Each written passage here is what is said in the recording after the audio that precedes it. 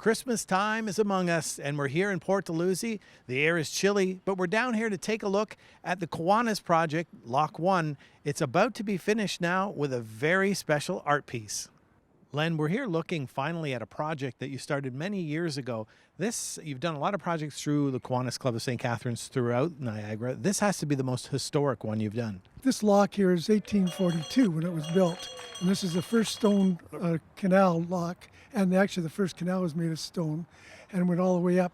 And what we're here today is to show you what we've done along with the beautification group from Port Dalhousie.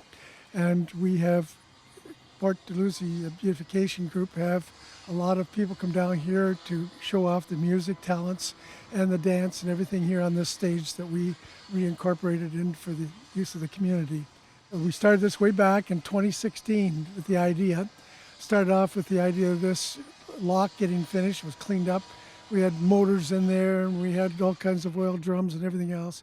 It all got cleaned out perfectly. Thanks to Rankin, we poured the right kind of cement here and we developed this into a place. And if you look down there, you'll see the beautiful view. It's one of the nicest pieces of scenery in the whole peninsula. So this is where we have it staged. We also celebrated this to cap it off. We come up with the idea of having 4 horses representing 4 canals. This had to change because of COVID, because of floods down here, because of construction times, and everything else that went along with that. So we got it down to 1, and we had our artist, Floyd, talk to us about what he could do to change it from 4 down to 1. Floyd, tell us your ideas that were going through your head when you first got this project from Kiwanis and Len called you.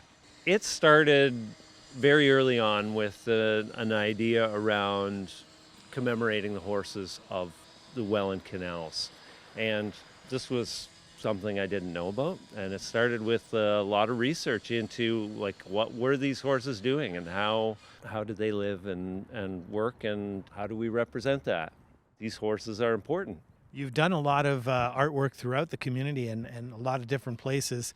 Take us maybe through the process of the materials and the length of time it took to create this sculpture. As soon as I found out that it was horses, I called my friend Edwin and talked to him and his wife Veronica about sculpting this, because they are they're horse people. They could represent a horse. I thought this would be a perfect combination of materials, me working with steel, them working with bronze, and representing a horse that has horse enthusiasts happy, which is very important to me with this sculpture, because it's to honor the horses that were not only part of the daily maintenance and running of the first 3 canals, but the construction of all of them, and that they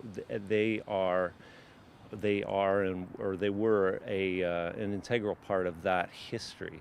If you haven't come down to Port Dalhousie, you have to come down and check out the Kiwanis Lock 1 project. It is complete and it tells the entire story with the tow horses. Reporting for The Source, I'm Bob No Horsing Around Romeo.